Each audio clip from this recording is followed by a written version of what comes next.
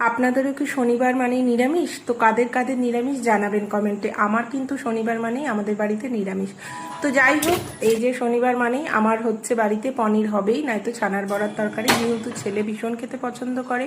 তো নিরামিষের দিন আমাদেরকে পনিরটা করতেই হয়। তো পনিরটাকে আমি এমনি সাদামাটাভাবে আদা জিরে বাটা যেরকম করে সবাই করে সেরকমভাবেই করি। তো ছেলে এটাই মানে পনিরের তরকারি এই রান্নাটাই পছন্দ করে। আধুনিক অনেক রকম দিয়ে রান্না করলে ও সেটাকে পছন্দ করে না। তো সেই কারণে আমাকে এইরকম রান্নাটাই করতে হচ্ছে। দেখুন তার মধ্যেখানে বৃষ্টিও শুরু হয়ে গেছে। তো বৃষ্টিটাও একটুখানি আপনাদেরকে দেখিয়েছিলাম আমাদের এখানে। তো যাই হোক, এই যে তারপরে আলু পনিরের তরকারিটা মোটামুটি আমার কমপ্লিট।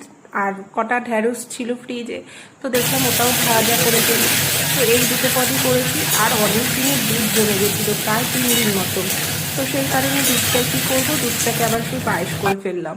তো ওই যে দেখতে পাচ্ছেন ওই 3টে গ্যাসে 3টে জিনিস আমার বসানো, এদিকে ঢ্যাঁড়স, ওইদিকে আলু পনিরের তরকারি, ওদিকে আবার দুধটা। তো যাই হোক, আমি এই যে চাল নিয়ে নিলাম, গোবিন্দভোগ চাল।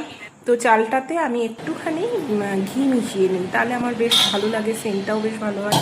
এই যে তারপরে দুপুরে খাওয়া দাওয়ার পরে আমি হচ্ছে লেবু কেটে নিয়েছি আর পেয়ারা। তো এগুলোই আমরা খেয়ে নিলাম। তো আজকের ব্লগটা কেমন লাগলো জানাবেন কমেন্ট।